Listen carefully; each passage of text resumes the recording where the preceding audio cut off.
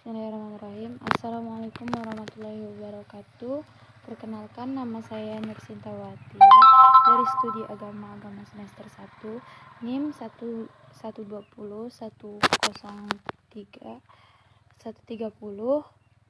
mohon maaf NIM 120 130 04 semester 2 Studi Agama. Di sini saya akan membuat video dari artikel nama penulis yaitu Dr. Samsul Hidayat MA, dosen studi agama di YIN Pontianak. Dalam ajaran Buddha, etos kerja adalah sebuah semangat kerja yang dibentuk oleh pandangan hidup yang menjadi ciri khas terkait keyakinan seseorang atau sekelompok orang. Nah, setiap makhluk bertanggung jawab atas perbuatannya sendiri, perbuatan yang menentukan bagaimana nasibnya, bahkan kelahiran di kemudian hari. Dengan melaksanakan karma, seseorang akan selalu menghimpun kebaikan seperti bekerja dengan penuh integritas, jujur, dan bertanggung jawab atas apa yang telah dikerjakan selama hidup di dunia ini. Dalam ajaran Kristen, bekerja merupakan panggilan ilahi yang suci.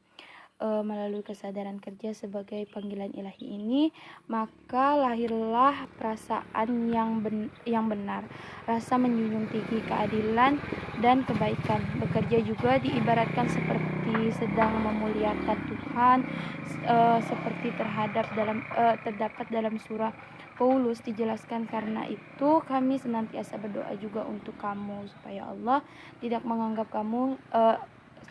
menganggap kamu layak bagi panggilannya, dengan kekuatannya menyempurnakan kehendakmu untuk berbuat baik dan menyempurnakan segala berbentuk kejujuran, budi luhur, semangat yang berkobar tahan terhadap ujian, sehingga seorang pemimpin dapat mengendalikan organisasi dengan baik dan rakyat atau yang dipimpin mendapatkan keberkahan yang besar. Nilai profesional dalam budaya kerja memakai sebagai bekerja secara disiplin, kompeten, dan dengan tepat waktu, hasil yang baik. Profesionalitas merupakan salah satu sikap atau budaya kerja yang sangat diperlukan dalam keberhasilan sebuah organisasi. Profesionalitas umumnya diartikan sebagai jenis pekerjaan yang khas, membutuhkan pengetahuan dan keahlian yang digunakan dalam aplikasi untuk berhubungan dengan orang lain atau lembaga. Perilaku profesionalitas dalam Islam tercermin dalam akhlak Rasulullah SAW, yaitu sifat jujur, sidik, sifat tanggung jawab, amanah, sikap komunikatif, tablik, dan sikap cerdas, fatona. Sifat jujur adalah dasar atau pondasi bagi profesionalitas. Organisasi yang dibangun dengan budaya jujur akan meninggalkan performa, nama baik, dan integritas organisasi itu sendiri. Profesionalitas dalam mengembangkan diri dalam suatu keahlian tertentu untuk meningkatkan kemampuan agar sesuai dengan tuntunan organisasi. Hakikat profesionalisme adalah kompeten tenaga profesional dalam meningkatkan kemampuan profesional, lalu secara terus-menerus mengembangkan strategi yang digunakan untuk melakukan pekerjaan yang sesuai dengan profesinya. Dalam kitab suci, Nabi Konghucu mengajarkan pentingnya sikap profesionalitas dalam bekerja. Pada bagian Bikyu jilid 7 pasal 18, Bikyu berkata, orang yang luas kebajikannya dan bijaksana dalam bekerja ialah tentu sudah banyak menanggung derita dan kesukaran. Bekerja penuh bijaksana artinya bekerja dengan sungguh-sungguh dalam batas kemampuan atau kesanggupannya. Harus mendapat kepercayaan lebih dahulu tersebut memberi peringatan kepada atasannya.